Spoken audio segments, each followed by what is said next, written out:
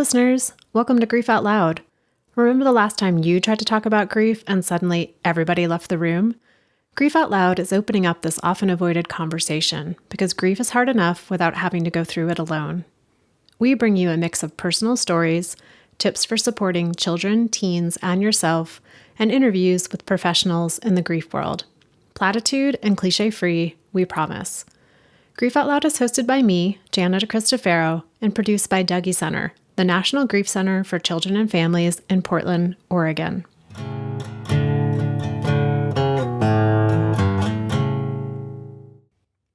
I don't know if you all know this, but of all the pieces of putting a podcast episode together, writing and recording the introduction is the hardest one for me to do. This could be surprising for the people in my life who know how much I love to monologue, but when it comes to Grief Out Loud, it's intimidating to try and summarize not just a layered conversation, but the guest I had that conversation with, and to do it in less than 2 minutes. Today's guest, Pierce Freelon, exemplifies this difficulty because of the vastness of his work in this world, and also because he's an incredible storyteller with deep and nuanced understandings of grief, artistry, and pretty much everything we talked about, including scientific phenomena. Pierce Freelon is a Grammy-nominated musician, author, and educator from Durham, North Carolina. He's also a son, a father, a husband, and an astute observer of life and grief and everything in between. We originally planned to talk about Pierce's experience of caregiving and grieving for his father, Phil, a renowned architect who died of ALS, and also about Pierce's newest children's book, Daddy and Me, Side by Side, which is a beautiful rendering of the times Pierce and his father spent in nature and how he's creating similar experiences with his own son, Justice.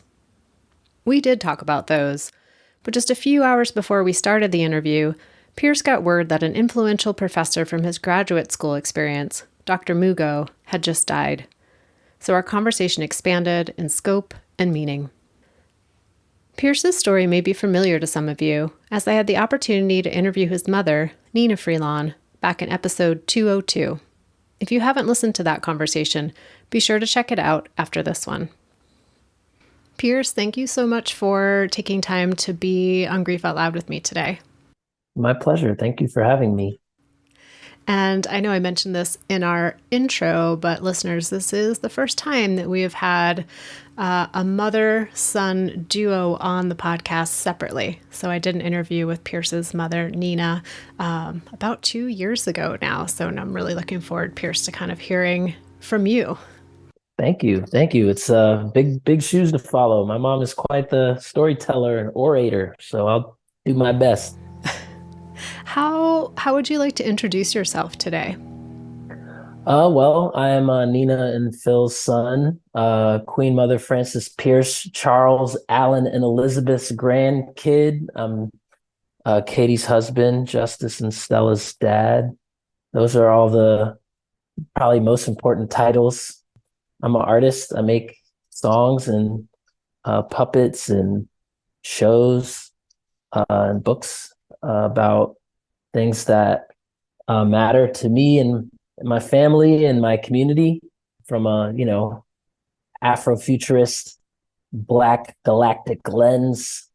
And yeah, that's there's my intro for today. It's kind of a lengthy and awkward bio, but yeah, I'm just the guy that makes art.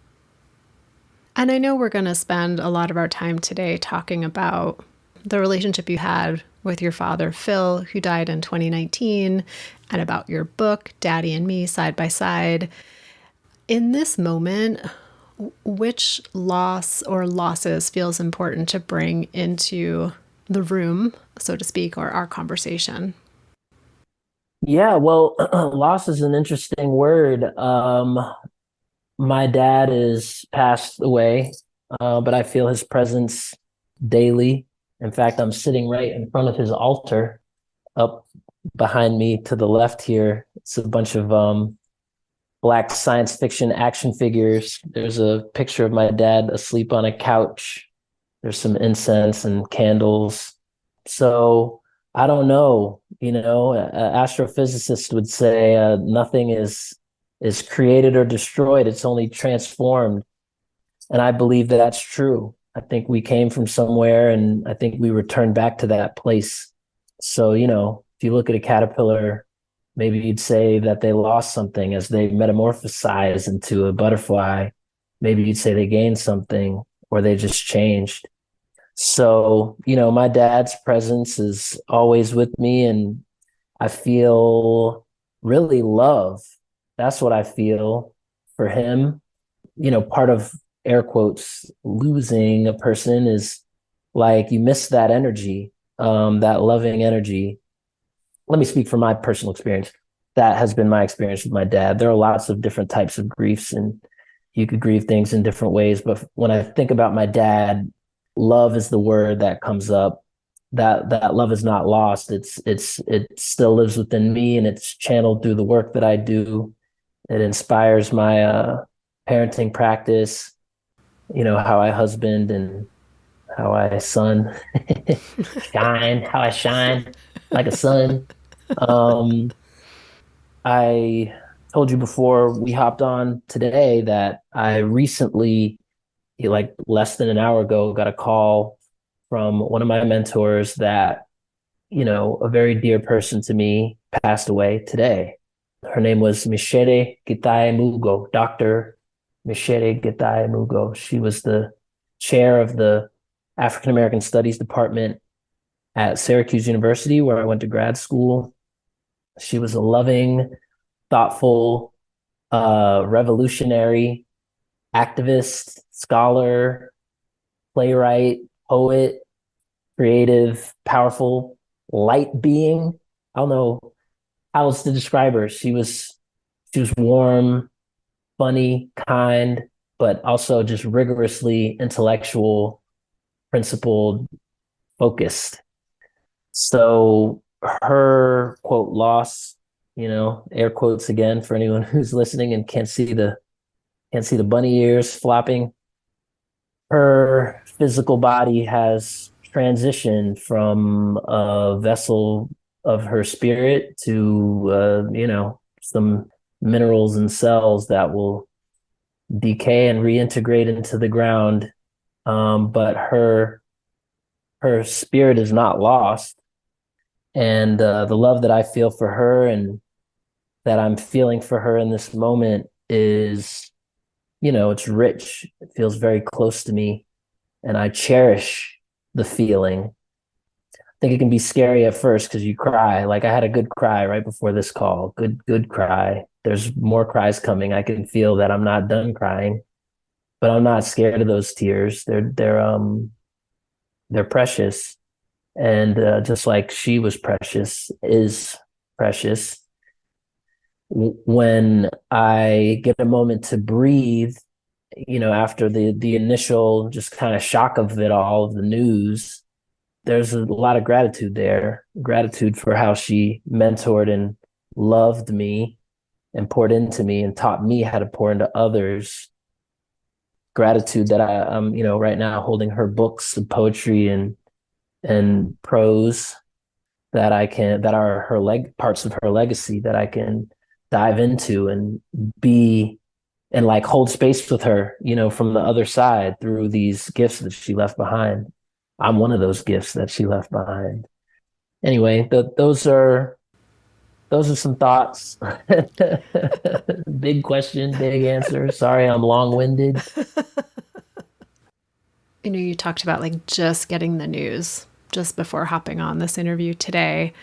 I wonder if there's ways in which the grief that's coming up for your mentor's death feels familiar with the grief of your dad's death. Yeah, there's familiarity there. Because the love is familiar. I'm lucky. I was a well-loved child. You met my mom, you already know what she's about. My dad was a sweet guy, and they loved each other very much. And he died on the year of their 40th anniversary. They showed me what self-love looks like. They love themselves and each other and our family very much. Part of my inheritance in the wake of my dad's death, there's a lot of paperwork and business and There's a lot of questions and, legal conversations, some of which deal with inheritance. What did this person leave you? When I think about inheritance and legacy and heritage, a big part of my inheritance are those values that he left me, the kind of nurturing spirit, the optimistic kind of worldview, the kind of generosity and attitude of gratitude. Those are all things that I inherited from my dad and my grandmother, my mom's mom, Queen Mother Frances Pierce. She used to always say, keep an attitude of gratitude. It's the kind of thing that's annoying to hear when you're a kid, but then you get older and you're like, oh wow, gratitude is actually like healthy. It's something that can improve your mental health. And it's something that when you're in the throes of sadness can help reground you back in a practice of abundance. I'm sad because I miss these amazing people that I was lucky enough to be around. And there's way more gratitude than there is sadness for me. So yeah, there are aspects. So anyway, to answer your question, those are things that is my inheritance. And grieving, air quotes, the reason I'm using air quotes on the word grieving is because I think that it's actually, the word grief has, an energy to it, at least in the English language and the American and African American cultural traditions that I come through. It's like synonymous with sadness. And while sadness is kind of a part of grieving, I think that the major emotion that I feel is actually love. And the word grief doesn't fully encapsulate it. I know through practice that it does, but for an uninitiated listener who is unfamiliar with the intimate dance with grief that we will all inevitably experience if we live long enough and are lucky enough to have meaningful relationships, sadness is like I don't know, 3-4% of it. And the rest of it is love. If you had a loving relationship, grief can take a lot of forms, but I'm speaking specifically with my relationship to my dad, the correlation that I see with my relationship to Dr. Mugo. This was a dope human being that I got to spend time with. And there's sadness that they're not there anymore and that you won't be able to have those same types of experiences moving forward. But what about the 30, how old was I when my dad died? 36, 37 years of awesomeness that I did get to experience. That's love. I'm glad that I got that. If being sad that I don't get it anymore means that I get to experience it at all, I'm like that, my dad used to talk about, scales, weigh the positives and negatives. If I ever had a decision to make in life, think about it like a scale, put a rock on the negative and a rock on the positive, and whatever's heavier at the end, helps you decide what to do. And the rock of sadness, it's a heavy rock. I'm not discounting the fact that it exists or that it's weighty, that it's dense. But that's one rock on the, air quotes, bad side. On the good side is like trips to the camping trips. That's what my book, Daddy and Me Side by Side, is about. Riding on my dad's shoulders, going to baseball games, eating his lasagna, playing in the boom boom room at his office with Dr. Mugo, was being exposed to, Chinua Achebe and Bell Hooks and Audre Lorde and all the wonderful authors that she exposed me to, dinners at her house, going out dancing at my graduation party. She's out there 70, busting a move. Like, there's so much to be grateful for, so much joy, so much abundance. And that's really what it is. The grief is just like, oh man, I can't do that anymore. But I'm so glad that I got to do that, as a part of it too. And so, yeah, it's just yes, that stone in the sad portion of the equation deserves to be recognized and felt in its fullness. But what's there when the dust settles from the impact of that, that grief like meteor is like this mineral dense crater that's full of awesome things and memories that I'm grateful for. Yeah, I think that love is like that's the lesson. That's what I realized grieving my dad's death. That's what feels familiar about grieving Dr. Mugo's death, and other loved ones. Sometimes people pass away and I don't feel much. There's a grief there. It's like, wow, I guess the relationship wasn't as deep as I thought it was. I wasn't as close to this grandparent as I was to the one where I was doubled over, bawling, crying when they passed away. I just didn't have as much to draw from. That's what I learned from really being in the throes of love when my dad died. That's what I'm feeling now about Dr. Mugo. You've already done an amazing job of kind of painting a picture of your dad for us, and some of the things that you've mentioned, but I'm wondering if there's a particular story about him you feel called to share today. Ooh, story about dad. Let's see.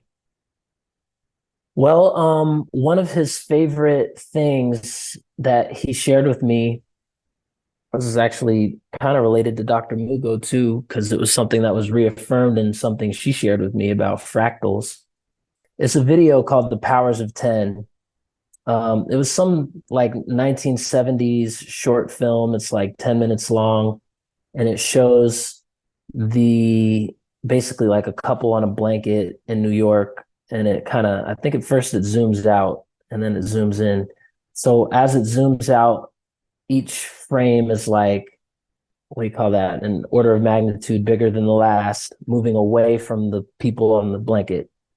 So the first one, you're just right there with the couple, then it's like 10 feet up and 10 miles up. And by a power of 10, it gets farther and farther away. So, eventually you're looking at the state of New York and then the country and then the world and then the solar system and, larger it gets to the galaxy, then the galaxy cluster, then the universe. It scales and you get an idea of how small we are as you watch this camera move out and move up. And then when it kind of reaches the edge of the known universe, it kind of zooms back into the couple in the city. And then it, by the same factor, zooms inward to the hand, to the skin cells, to the atoms that make up the cells and the particles that make up the atoms. By the powers of 10, it zooms out. By the powers of 10, it zooms inward. What you realize in observing this thought experiment is the universe at its largest scale looks very similar to the to the universe at its smallest scale. And when I got to grad school and met Dr. Mugo, she talked about the existence of fractals in nature. And that is actually, I didn't know that I was looking at a fractal relationship when I saw The Powers of 10 as a kid. It's like a mathematical concept. Any class of geometric shapes at its smallest and at its largest has basically the same shape. Not to get too nerdy on y'all, but the reason I think that that's interesting is because to me it kind of just reveals that, I mean, for lack of a better, esoteric term, like everything is everything. That's the truth that it revealed to me. Here's a fractal relationship with my dad, right? So when I was born, my dad kind of took care of me and nurtured me into being. When I was born, I got to do that for my son. It's like a fractal relationship. The same way that he nurtured me, I was nurtured. I got to provide that nurturing for my son. And here's an interesting fractal on the other end. That's the zoom in. On the zoom out, when my dad died or was dying, he was diagnosed with a disease called ALS. The care that I took to send him off as one of his primary caregivers was so similar I was struck by this. It was so similar to the care that I gave my son. He needed help with some of the same things that a child needed help with. It was wild. ALS is a disease that gradually paralyzes the body. And just like when a kid is little, they can't walk, they can't talk, they can't eat, except certain types of foods, milk, liquids. Nobody's looking at a baby saying, "Oh, this poor, this poor being." It just is. And then you know that there's a natural progression. It's going to grow into these abilities. But guess what? We're going to grow out of these abilities too. And you need somebody there who's going to care for you, who's going to tend to you, who's going to make sure that you're not putting something in your mouth that you can't swallow. You know what I mean? That is an act of care and an act of love. And reframing my mindset from like, oh, my dad's losing his ability. It was like, no, this is actually a completely normal process.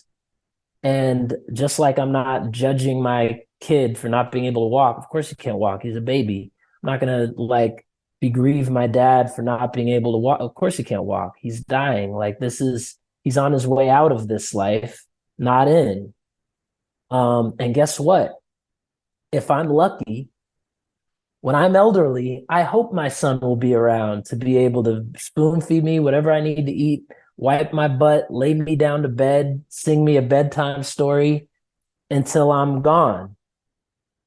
And hopefully his son or daughter or beloved community, whoever he's got around him, he'll have those resources to be able to send him off as well. It's a fractal relationship. It's a circle. It's the same.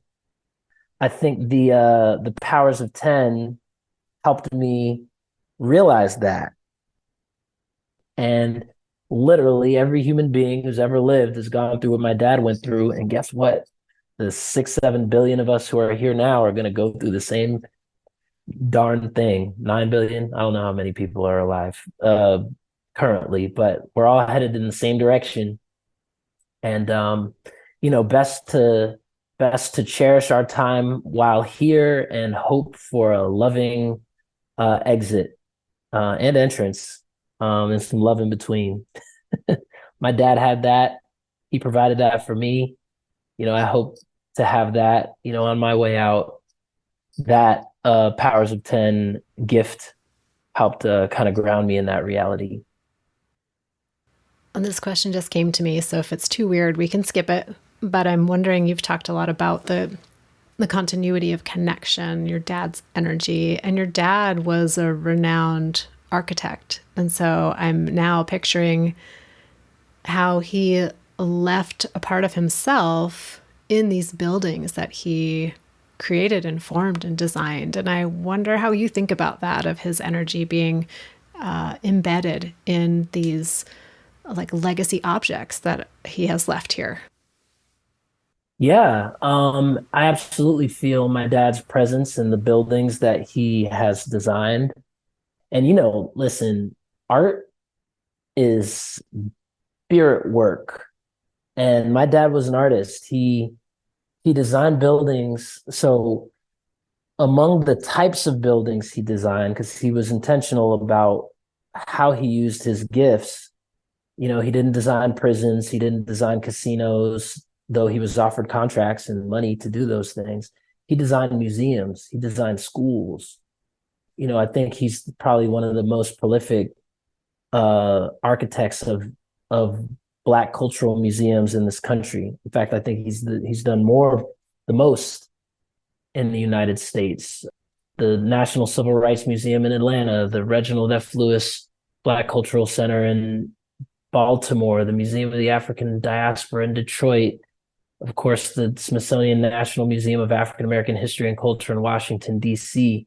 These are buildings that aren't just an expression of his talent and his genius as a person who can kind of visualize a structure and set the wheels in motion for it to come into being, and now people can interact with it. But it's also what's in these what's in these buildings. What's in these buildings is the legacies and the stories of so many African American folks who didn't have the space, platform, access to the capital and real estate to tell their stories. He created these vessels for storytelling that will endure long beyond his physical presence, long beyond his and my time on this planet. And that's cool. That's really cool. But there's also this way in which I remember there was this healer lady who was working with my dad, and she raised a really interesting question, specifically about the Smithsonian Museum, but really about a lot of his museum work. What kind of toll does that take on a human being to kind of bear the weight of your ancestors in that way?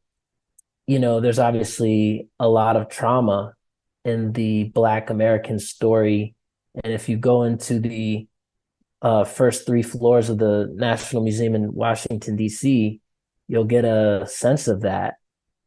There are, records of the hundreds of thousands of Black lives that were lost, the trauma of bondage, of perpetual servitude, of torture, well into the present. The Emmett Till's casket is down there. It's Nat Turner's Bible. These stories of just survival against all odds. But sometimes it's not all survival. There's a lot of deep harm and ancestral trauma that was healed through the work that he did in building a space for those spirits to say, this is my story. And what the spirit lady said was, that has an impact. If you could imagine the holders of these stories, the triumphant ones and the traumatic ones, that spirit work doesn't just slide off your shoulders. It becomes absorbed by the folks who take on the Herculean, but I'm gonna use a West African deity, since Hercules is, European. We'll say the Oshunian task. Oshun is a river spirit in the West African tradition. That task of holding these stories, being a vessel for all of it, that seeps into your pores. And she wondered if his disease was somehow related to this undertaking. That's an interesting thought experiment. The taking on this responsibility, this sacred charge of creating a vessel for the collective stories and legacies of people. It's a lot. It's heavy. Even now, just every time I think about that, it impacts me at a spiritual level. And like I said, my dad was well loved and was a thoughtful, intelligent, loving, empathetic guy.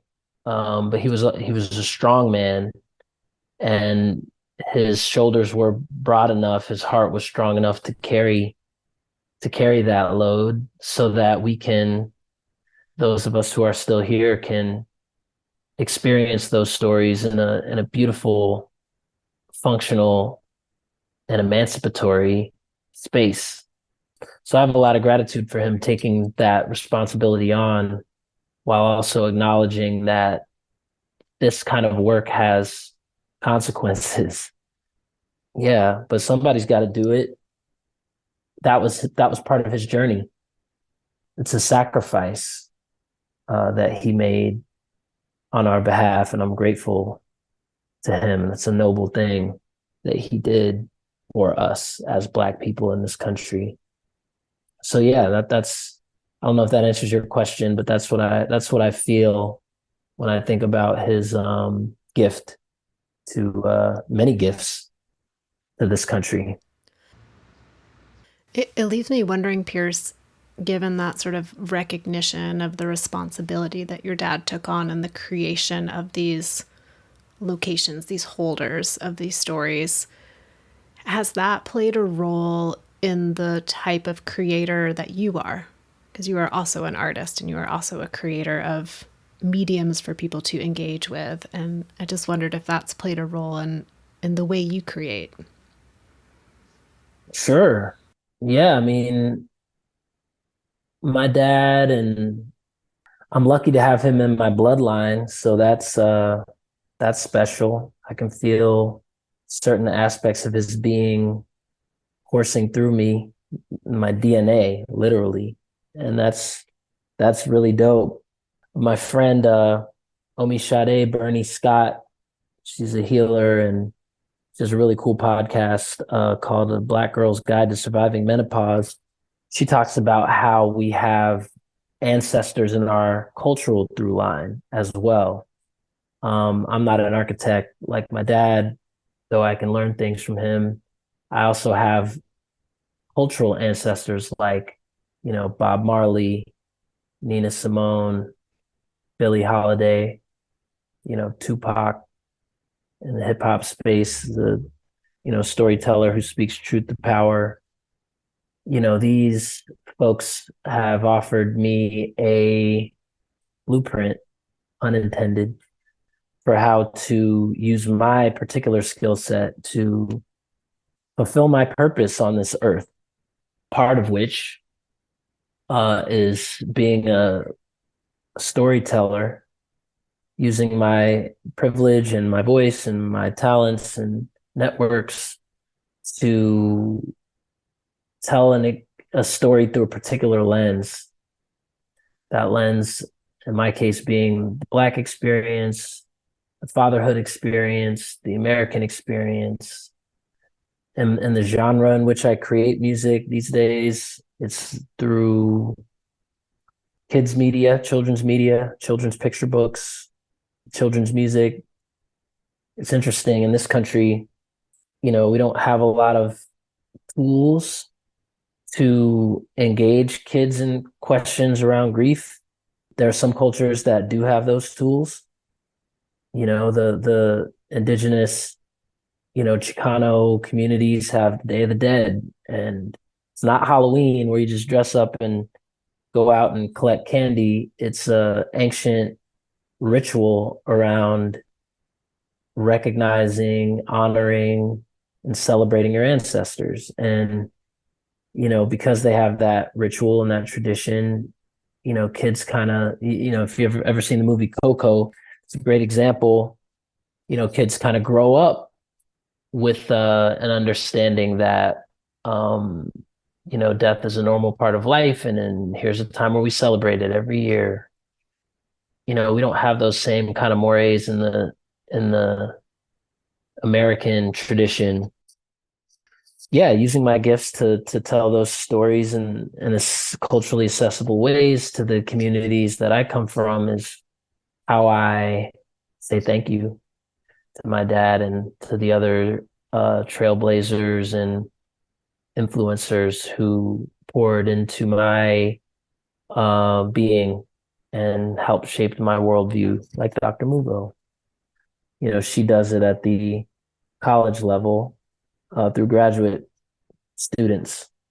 My graduate students are babies and parents. And my classroom is Spotify, YouTube. Let's talk about your new book, Daddy and Me, Side by Side. Yeah, what do you want to share about kind of the origin of that story? The origin, I guess, was spending quality time with my dad. He was really into nature and nature as a healing space. His dad's dad, so his grandfather, Alan Freelon Sr., who was a Harlem Renaissance impressionist painter, he used to take him out to his art studio in Philadelphia, and they would go out into the woods and sit there in nature and just close our eyes and listen. He would ask them, "Well, what do you hear?" And, you listen and breathe, and I hear the breeze, I hear the trees, I hear the frogs, you know, it's like a form of meditation. I think in some Asian cultures, they call it forest bathing now. It's like a healing modality.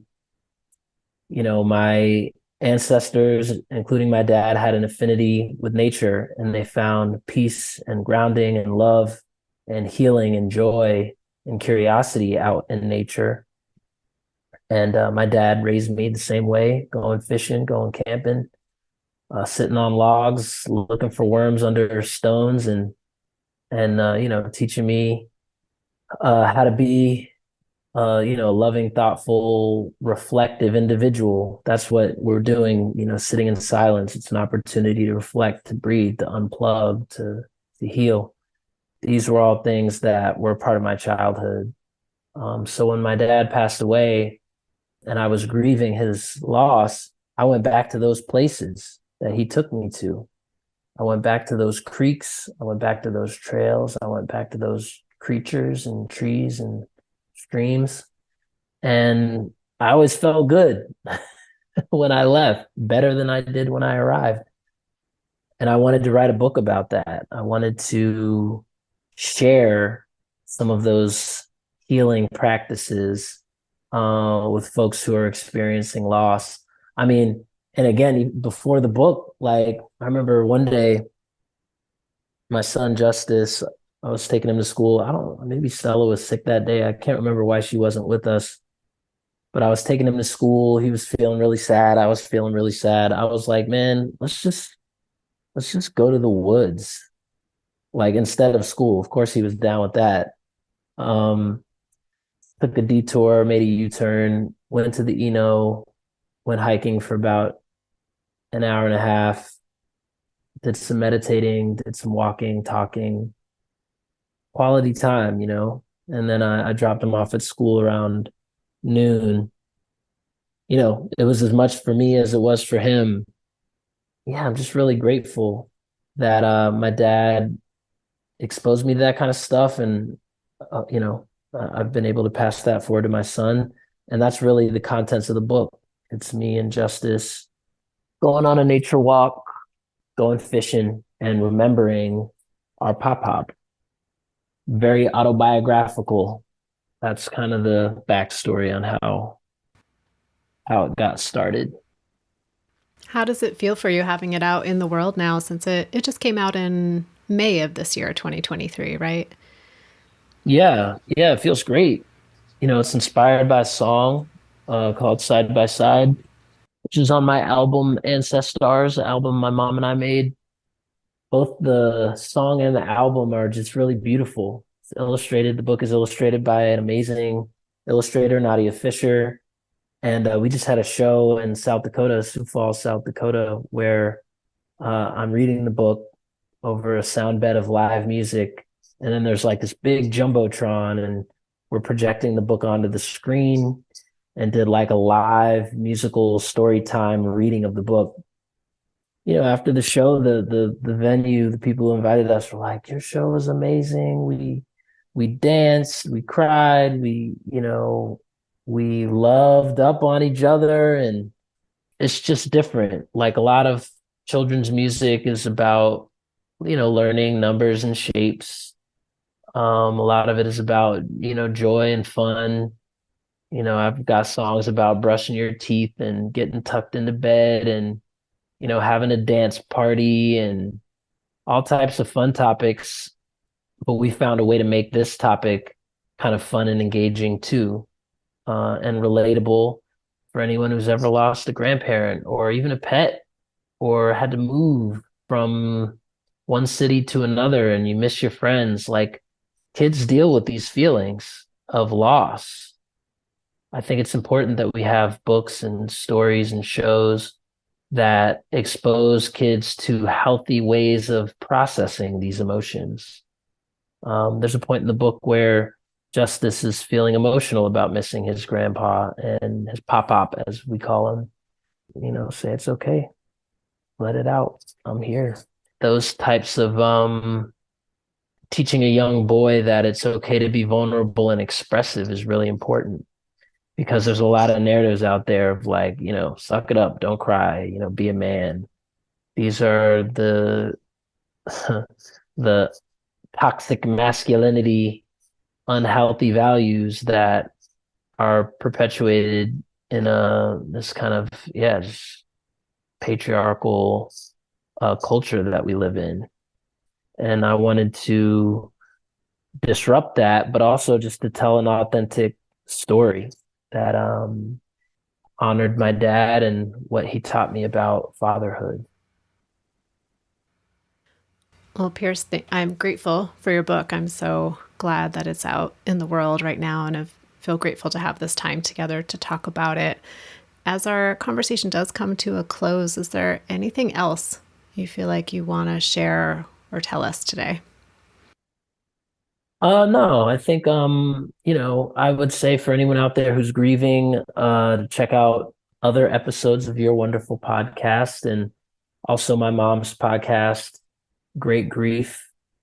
Daddy and Me Side by Side is a great resource, and our album Ancestors, I think, is a great resource too for kids and adults to just to check in with each other on how they're feeling around loss. Appreciate you having me on, and it's a wonderful conversation. And I know you mentioned, Pierce, that you are on Spotify and YouTube. Is there any other place that listeners should go to connect with you? Yeah, my website, my name is Pierce, like Pierce Your Ear, Pierce.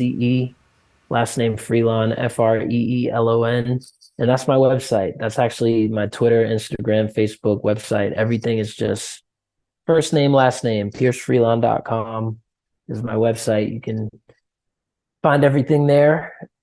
Oh, one more thing actually that's coming up this summer is my mom and I are taking the songs from our album Ancestors, and we're scoring a puppet show. And we're doing a 27 all ages family puppet theater here in North Carolina every weekend for the entire months of August and September in the Raleigh-Durham, Chapel Hill area. So if you're interested in checking out a show or seeing how some 40-foot puppets deal with some of the topics we've discussed, I hope you'll join us here in North Carolina. Well, listeners, as always, I put all of that in the show notes so you can find Pierce and all of his amazing work. And I'll also link to the episode that I did with Pierce's mom, Nina. And yes, definitely check out her podcast, Great Grief. It's phenomenal. So Pierce, thanks again for making time, for sharing with me today, and for connecting with everyone who's tuned in. Thank you. And listeners out there, I say it each and every time, thank you for being part of our community, for making this show mean something in the world. And for those of you who have reached out to connect with me, if you do want to connect with me, you can email me at griefoutloud@dougie.org. That's dougy.org. That's also our main website, where you can find all of our downloadable resources, information about our local programming, and each and every episode of Grief Out Loud. I'm always excited to share that our podcast is sponsored in part by the Chester Stephan Endowment Fund. Thanks again for listening. We hope you'll join us again next time.